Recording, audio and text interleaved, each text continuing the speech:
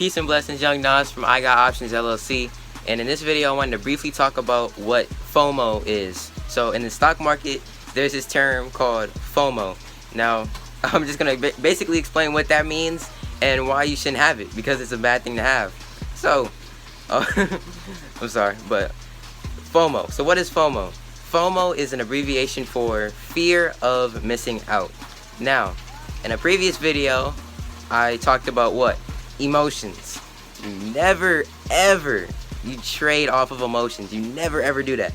So fear of missing out should already tell you what that is. You're trading off of emotion. So fear of missing out. Let me give you an example of what fear of missing out is. So let's say AMC. This is a real example of FOMO.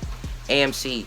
When AMC skyrocketed sometime earlier this year, you know, a lot of people just didn't do the research as to why it's going up. They just kind of like made up their own kind of random explanation as to why, you know, AMC was skyrocketing at that time, and then they didn't do the proper research behind it, and they kind of just went in to, you know, just to go in, and they heard other people saying, oh no, buy AMC, buy AMC, AMC to the moon, AMC to the moon.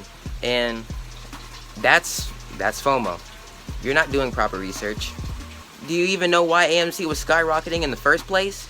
Do you know what a short squeeze is? Because a short squeeze had a lot to do with what AMC and GameStop did, and I'll talk about that in another video, what a short squeeze is. But those are one of the things that contributed to how AMC skyrocketed. It's not just because, you know, oh, people want to go to the movies like that. I mean, that contributed to why, like, people were interested in AMC, but that's not one of the main reasons why it just skyrocketed like that. You have to do proper research. You have to not trade off of emotion. That is important when trading. I cannot stress that enough. Like with anything you want to do and be successful at, like, you can't just do it off of emotion. Like, just, you gotta be smart about it, right? So that's one of the reasons why FOMO is a bad thing, and kind of a realistic example of what FOMO is, so you can know not to do that ever. So don't trade off of emotion, basically.